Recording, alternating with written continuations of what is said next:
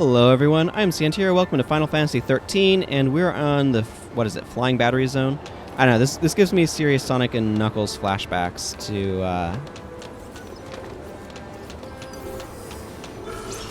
that, is it? I don't remember which zone name it, or what its zone name is, but okay, that guy, the Psychom Dragoon is unknown, so I want to leave it. But it's giving me serious flashbacks to that. Okay, which one seems to... Oh, the Psychom Dragoon is actually a little bit weaker. Let's take that out first then. Let's try to anyway. My goodness.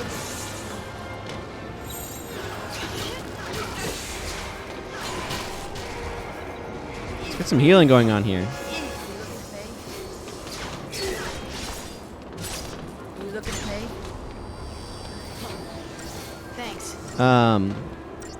But yeah. Serious flashbacks to that Sonic stage.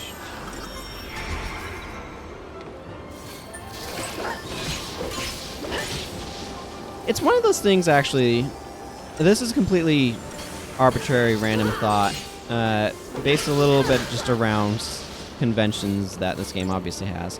Of like, why escalating numbers in RPGs? Like, I know the idea is, okay, you're trying to make the player feel like their characters are getting more powerful, but then you make the AI enemies more powerful to compensate for the player power, so everything is just like escalating numbers, right? And the general idea, I think, is that like overall things stay relatively in line, or in other words, you're trying to have the difficulty slowly increase. Is there anything over there? Any reason to go over there? I don't see one. So it makes me wonder, like, and for some players, yeah. Well, what about Lightning's little anti-grav magic that she has? But anyway,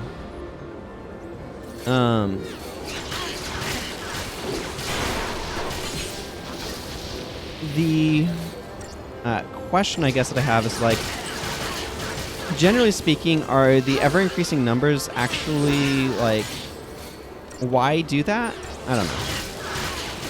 It just seems to me that you could have it so that way numbers kind of stayed fairly static, or within like a very specific range or whatever, and make a perfectly compelling system. I need some healing going on here. Thank you. In terms of one to play. And so I can understand and appreciate sort of the value of ever-increasing numbers from a sense of progression. I feel like what's most interesting progression-wise is abilities, not numbers. So, I don't know, something for me to think about.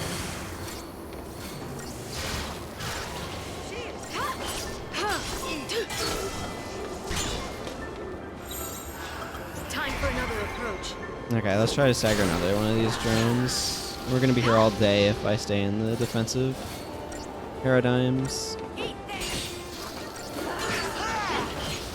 Yeah, these things go down really quickly if you're actually focusing on them. They're not that tanky.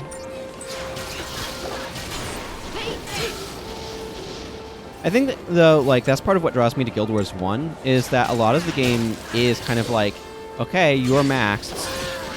Your increased power is abilities and synergies and stuff like that. Deal with what's going on around you according to that paradigm, rather than according to a grind until you get a bunch of levels to get stronger paradigm. And I find that a little bit more interesting. But it's all interesting stuff to think about, like what makes compelling game design to somebody, right? Because I'm sure there's some people who are just like, yeah, I just like seeing my numbers go up. And that's fine. That's not what I find compelling, but I'm okay with other people finding that compelling and enjoying it, so... I don't need every single video game Maybe we can use them. Made to my whim, as it were.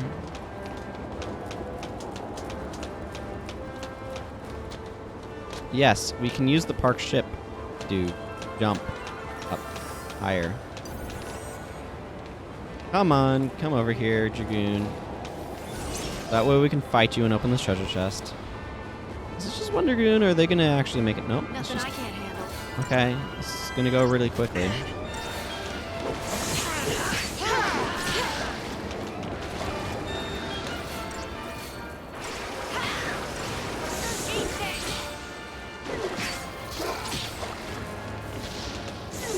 I guess basically what my pondering is like, what do ever-increasing stats do for actually, like, benefiting the design of the game?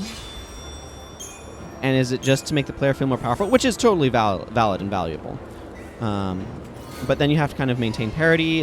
It makes earlier areas easier, though, and that kind of, to some extent, that should happen, just because the player knows what they're doing better. But it just kind of makes me wonder of, like, what, like, easier versus trivial is a huge thing, right? And what actually makes for a compelling and interesting experience. And the thing is, what makes for a compelling and interesting experience is non-static, right? It changes from person to person. It's subjective, it's not objective. So,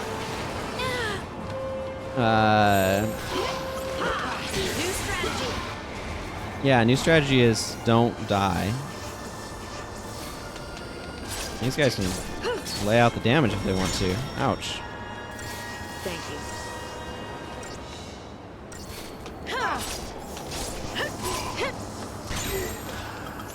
Let's go back to relentless assault here.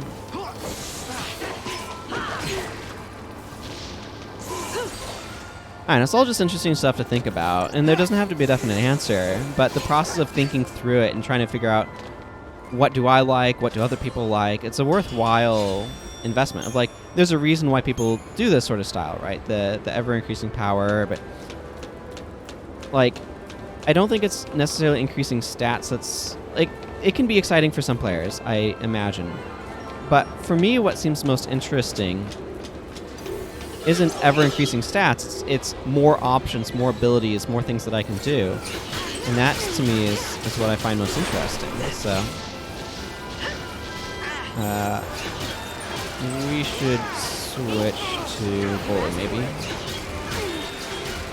Actually, we should switch to solidarity.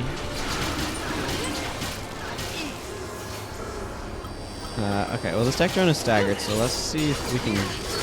Thanks.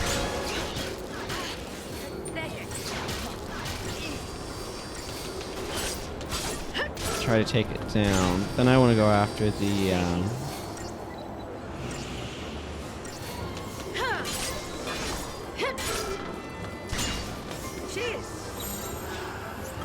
New strategy.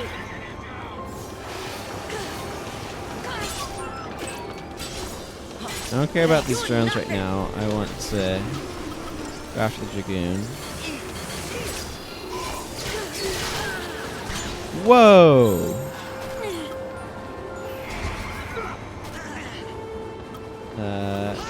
I don't have a resurrect right now, right? Yeah. Okay. Phoenix down. Thing. Get back up.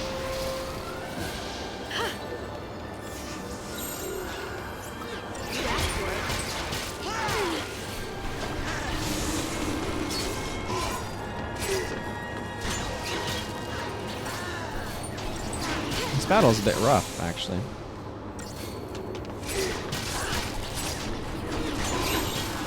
Okay, let's go back to relentless assault. Probably have enough debuffs thrown around.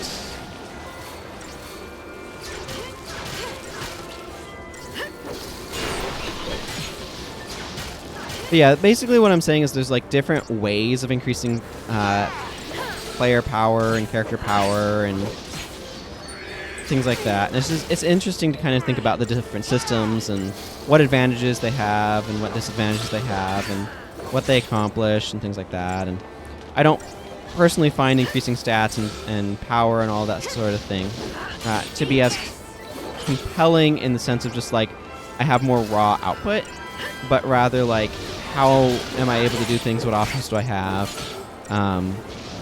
That sort of thing is more compelling to me personally, but not everybody's looking for that, right? And it's interesting to think about some of those differences.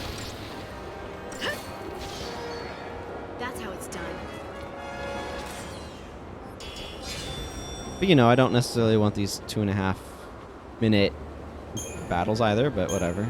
They are what they are. Significantly better with a full party is what they are.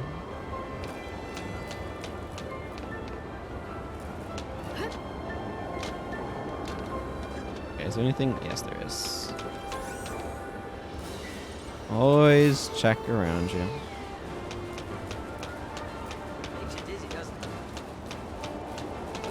What, the skybox below us? Okay, there's nothing on this weird tuning fork set of prongs. And I don't see anything over there, so let's just continue on. I don't particularly want to fight everything. I know I lose out on CP that way, but I honestly don't find the fight so exciting that I want to do all of them. I probably should have considered throwing down an aerosol at that point.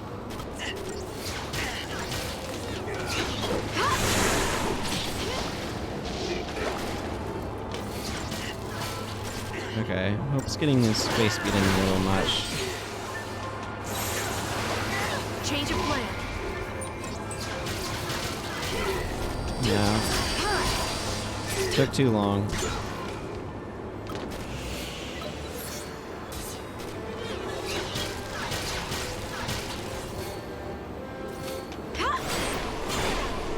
No. Okay, sure, we can do that.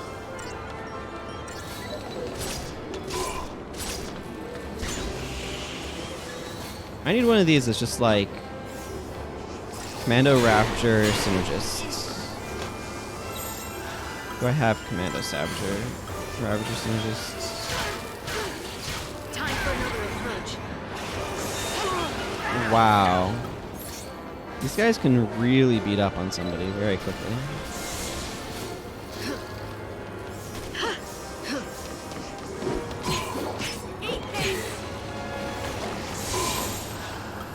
Change of plan. Not solidarity. I wanted the Delta attack. That's it. So I want the additional defensiveness of the Sentinel, but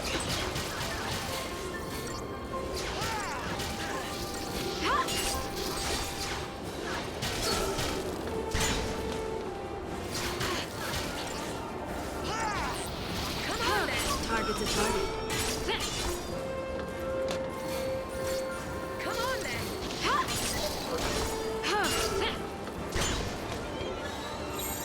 Time for another okay, I think we approach. can go Relentless Assault. We've cleared out enough guys. It's an interesting balance, though, between things.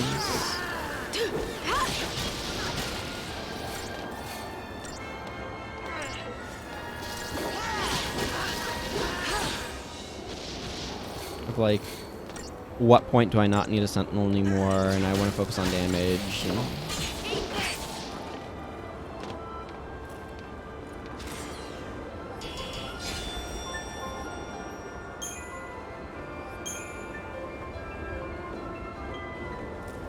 okay, I think that's everything here. Okay, let's go see where the exclamation point takes us.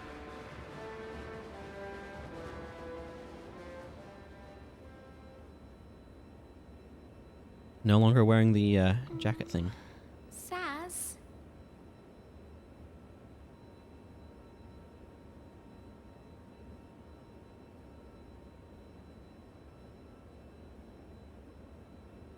What's going on with Sazh? Enough is enough.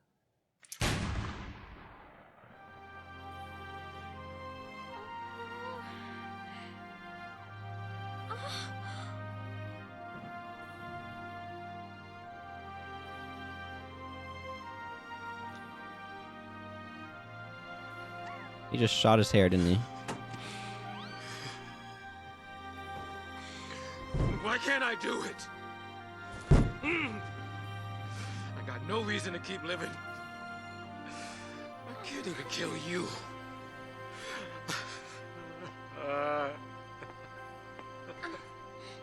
Sazh.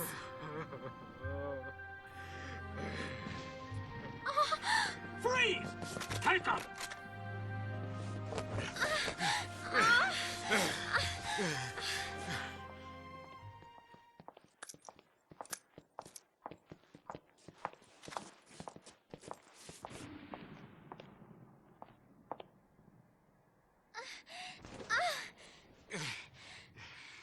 You should be proud.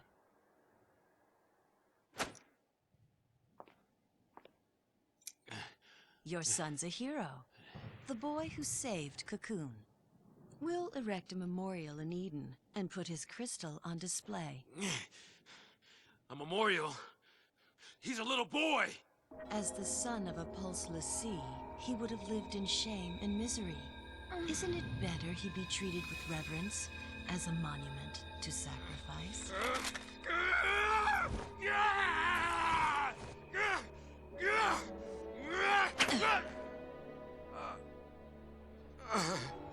The next time your eyes open will be the last.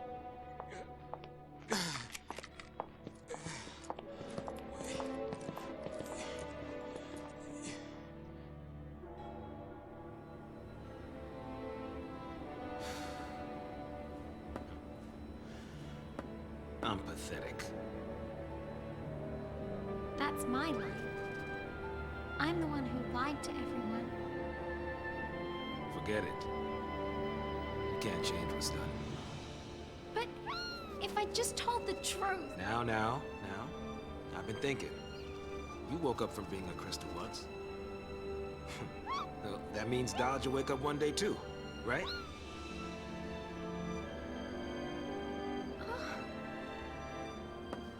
What was it like?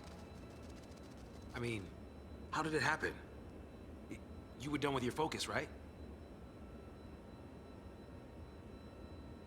I was chosen. I was made into a lassie to fight against Cocoon. It happened back on Grand Pulse, hundreds of years ago.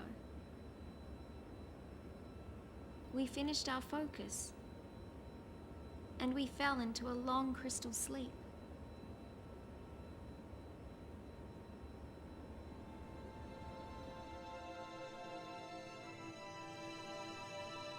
Day 1. Ooh. Totem, the Pulse Falsi.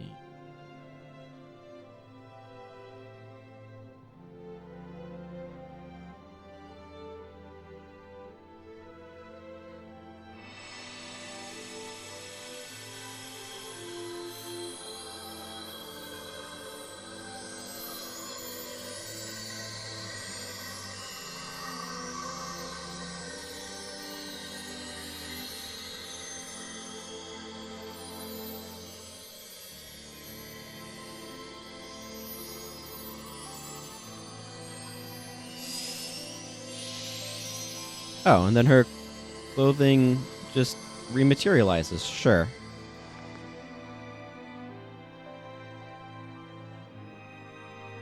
There's implications about this for Dodge that I'm not sure if they thought through or not.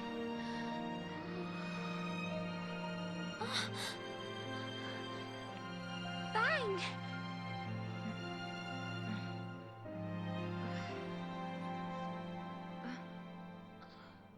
We woke up on Cocoon to the start of a new focus. Fang, she'd forgotten everything. And for me, just the thought of hurting people again, it was too much. So I lied. I played dumb, said I'd lost my memory. I wanted to escape my fate as a lassie. And ever since then, I've been running away from it. I can understand, but... Let us through! Block our way, you die! You trying to get him angry? Yeah, I thought maybe they'd run. There's been enough blood spilled. You thought they'd run? Let me refresh your memory. Those soldiers think they're protecting Cocoon from Lassie. The Falsi have them all brainwashed. Falsi? I have had it. We cannot let this go on. Attention all crew. Code green. Repeat. Code green. The heck's a code Security green? forces stand by. Hostile forces on board. Code green. So code green is worse? Okay. All that just got changed again. Data log, of course. Obra de Vanille. Okay, so they have the same Urba. I don't remember how they pronounced it, but it is very strange set of letters. Vanille is the lessee who was born on Grand Pulse. Several hundred years ago, both she and Fang entered crystal stasis. While they slumbered, the entire structure housing them and the Fal'Cie was transported to Cocoon. After they awake, and she learns that Fang is missing memories, Vanille lies and says she has forgotten her focus as well. She wants to escape from a fate that could lead to more suffering for everyone, but her twisting of the truth has the opposite effect.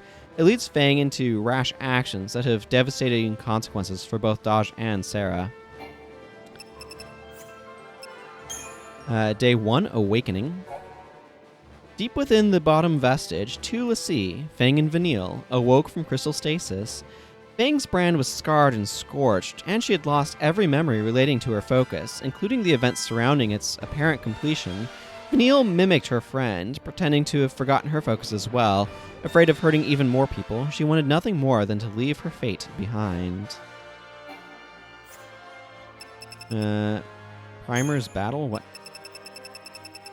Neutralizing status effects. Okay, this was just added. Oh, okay, yeah. Status effects can be neutralized by applying the opposite effect, which effectively cancels out both. This enables the synergist to remove status ailments in place of a medic, and also allows the saboteur to remove status enhancements from enemies. That doesn't surprise me. I would have assumed that's how that worked, but... We have also the Dragoon, which takes less damage from wind, but otherwise is pretty bland.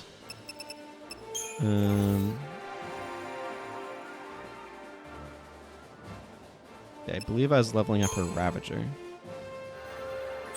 Okay, let's go ahead and get more HP. A little bit more magic.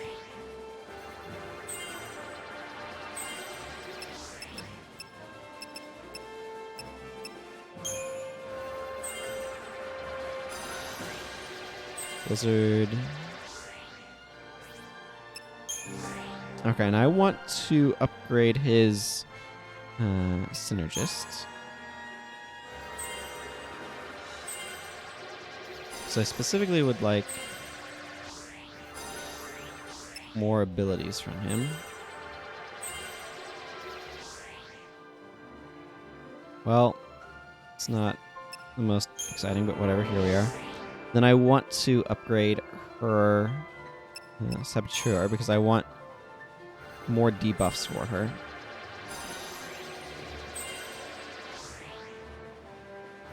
Let's move you towards Curse.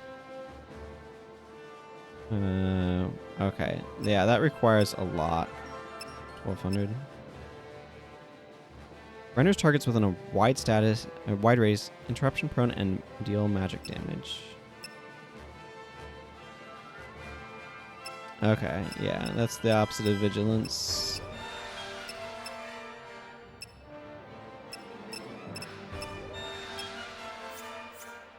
These things are requiring a lot of Crystarium.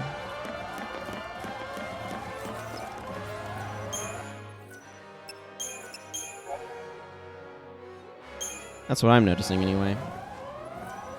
Okay, let's see about upgrading stuff some more.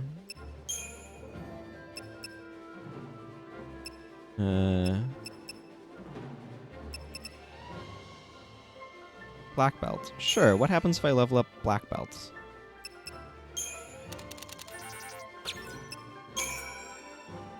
Increases physical resistance. See, like, so this makes sense as a system, right? But what doesn't make sense is to have this and also other versions that are like similar but just higher stats. Like, why have that and these? Also,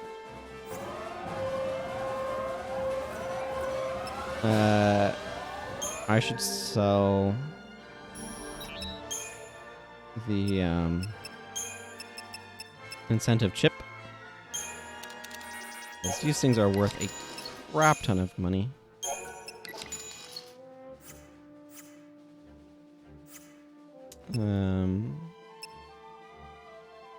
Right, that's the weapon one.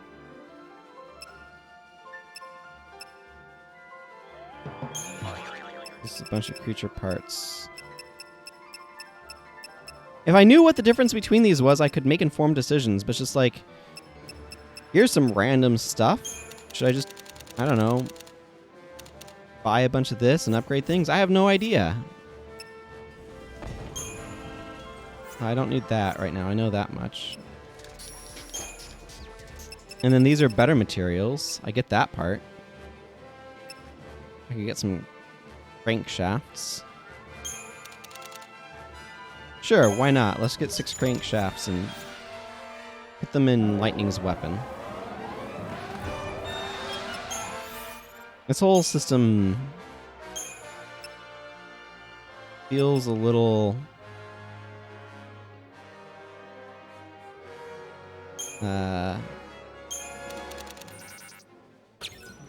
messy.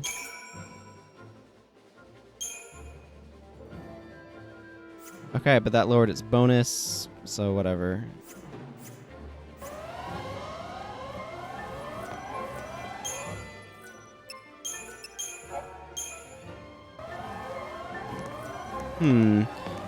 Unfortunately, I'm running out of time to record today, so I might need to call it here. I would like to go on a little bit further, but that looks like a lot of fights ahead. That's going to take a bunch of time, so unfortunately, I'm going to need to call the episode here, and hopefully next time I'll have a little bit more time to record. So anyway, until next time, everyone, take care, and goodbye.